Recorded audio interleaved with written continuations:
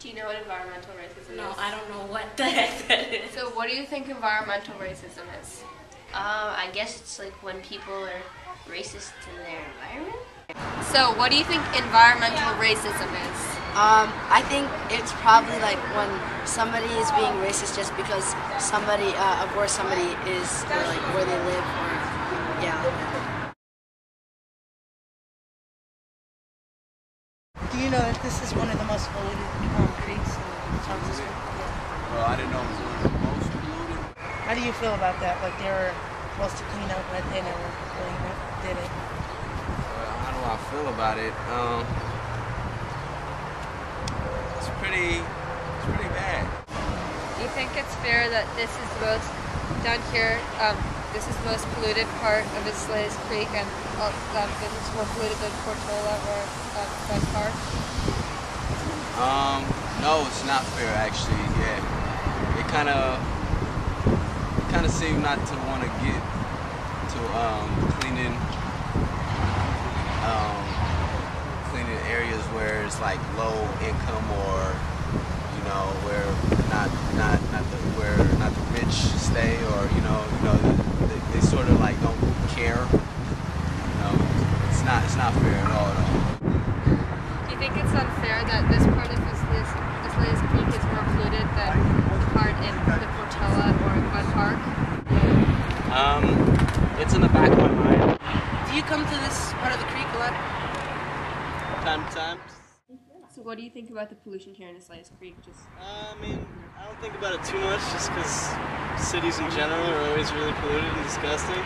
I mean, it would be nice for something to be done about it, but I don't really know of any solutions, so I'm losing sleep over it, but it's definitely a problem.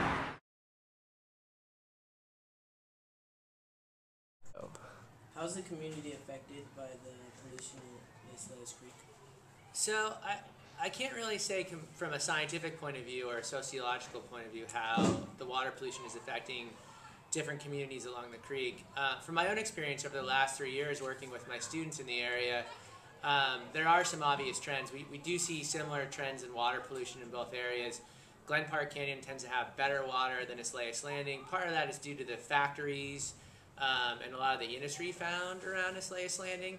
Other part just happens to be watershed dynamics, with pollution concentrating down through the watershed. But you know, primarily Glen Park Canyon is used for recreating. People go there, they walk with their dogs, they look at wildlife and nature. It's the only part of the creek that is still daylighted right now, where you can actually see it above ground.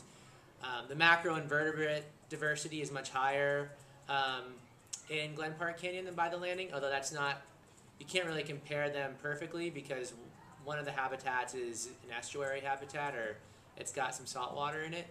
So it's hard to make a real scientific comparison, but I would say in general there's many more environmental health problems in the Bayview than there is in Glen Park Canyon. So I would say that all in all, Islais Landing is more adversely affected by the pollution. Do you see a sign of environmental racism in the Bayview community?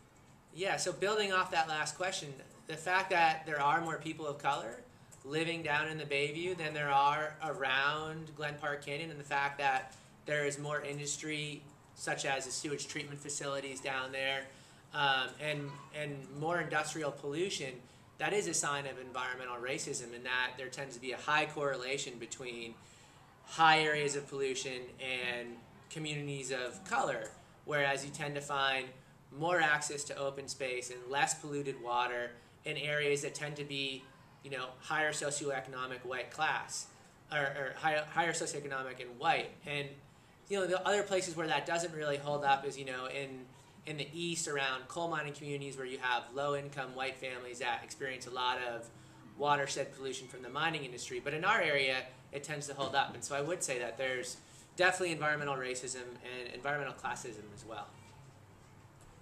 What do you think the main component contributing to the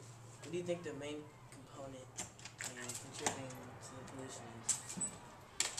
Well, I can't say I really know. My hunch is that, you know, that basically we have a bunch of pollution from living in the city. Most of it is stormwater runoff, is my guess, especially off the streets. San Francisco is paved over, and so as a result, every time it rains, water flows over the streets and takes any pollution that has been deposited on the streets by human activity such as driving, etc., and it gets transported into the watershed, eventually out to the bay, which is why the bay is polluted. So yeah. How do you think the community can help solve this problem?